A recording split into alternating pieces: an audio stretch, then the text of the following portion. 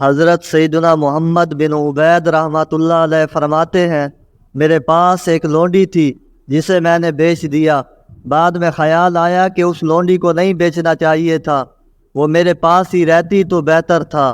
اسے دوبارہ حاصل کرنے کی مجھے بہت زیادہ جستجو ہوئی، لہٰذا میں لونڈی کے نئے مالک کے پاس پہنچا اور اس سے کہا، تم یہ لونڈی مجھے واپس دے دو اور ادا کردہ قیمت کے علاوہ اوپر بھی مزید 20 دینار لے لو۔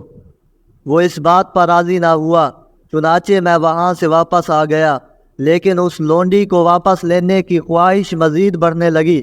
میں نے اپنے آپ کو بہت سمجھایا مگر بے سود، ساری رات اسی پریشانی میں جاگتے ہوئے گزار دی، لیکن مسئلہ پھر بھی حل نہ ہوا۔ اس لونڈی کا نیا مالک لونڈی کو لے کر مدین چلا گیا۔ اسے یہ خوف تھا کہ کہیں میں اس سے دشمنی نہ کر لوں اور زبردستی اس سے لونڈی نہ چھین لوں۔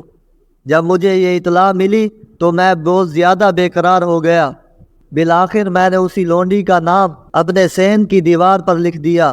جب بھی کوئی مسافر آتا اور وہ اس نام کو دیکھ کر اس کے متعلق سوال کرتا تو میں آسمان کی طرف اپنی ہتھیلیاں اٹھاتا اور کہتا، ہے میرے پروردگار، میرا یہ معاملہ ہے۔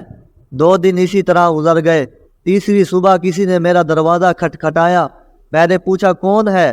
کہا، میں تمہاری سابقہ لونڈی کا مالک ہوں، میں نے ہی تم سے یہ لونڈی خریدی تھی، اب میں بخوشی یہ لونڈی تمہیں دیتا ہوں، یہ لو اپنی لونڈی سنبھالو، اللہ عز و جل اس میں برکت عطا فرمائے۔ میں تو نہ تم سے اس کی قیمت لوں گا اور نہ ہی اس پر کسی قسم کا نفع، میں یہ لونڈی تمہیں تحفے میں پیش کرتا ہوں۔ میں نے کہا، آخر تم یہ سب کیوں کر رہے ہو؟